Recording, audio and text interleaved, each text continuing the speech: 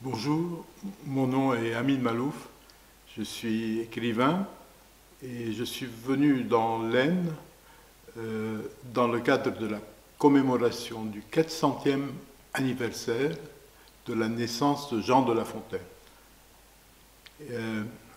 C'est pour moi, comme pour beaucoup de générations successives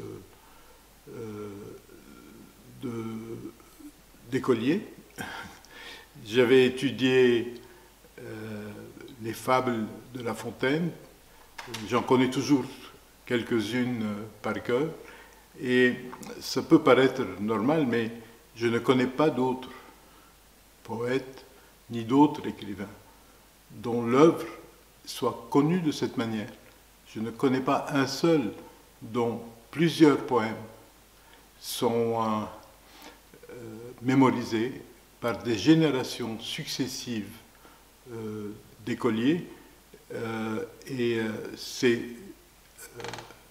extrêmement rare. Cela fait de Jean de La Fontaine une figure particulière de la littérature. Il faut souligner aussi qu'il a un art de la fable qui n'a jamais été égalé. Quand on veut citer un fabuliste, non seulement de langue française, mais de toute langue, c'est certainement le plus grand, et en 4 siècles, personne n'a réussi à le dépasser dans son domaine, et je pense que cela aussi mérite d'être signalé.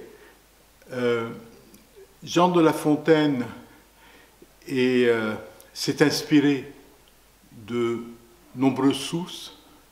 Il y a évidemment la source grecque ancienne d'Ésope, il y a aussi des sources orientales.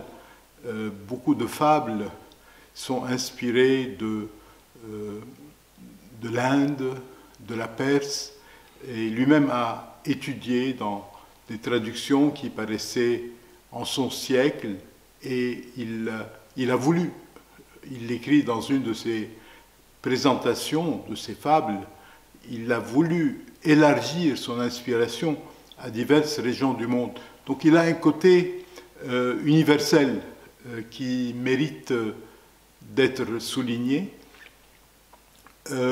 C'est également un homme qui a laissé une trace, je dirais, morale dans le monde.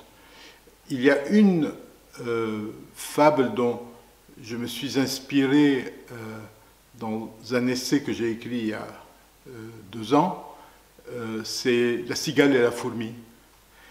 J'ai trouvé que la morale qui est dans cette fable, cette idée qu'il vaut mieux travailler comme une fourmi plutôt que de chanter tout l'été comme une cigale, c'est une morale qui paraissait, jusqu'à il y a peu de temps, de valeur universelle et éternelle en quelque sorte.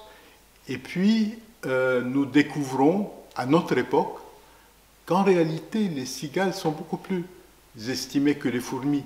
Les fourmis apparaissent comme étant ennuyeuses, un peu dépassées, un peu marginalisées, alors que les cigales font rêver. Et dans ce chapitre que j'avais écrit, j'avais exprimé mon étonnement de voir la morale traditionnelle renversée de cette manière. Et étrangement, chaque fois que quelqu'un m'a parlé de ce livre, il m'a parlé de la fable de La Fontaine, comme quoi l'impact des fables de La Fontaine est toujours très fort, et les gens les connaissent, les ont mémorisées encore une fois, et ont assimilé les valeurs qu'elles contiennent.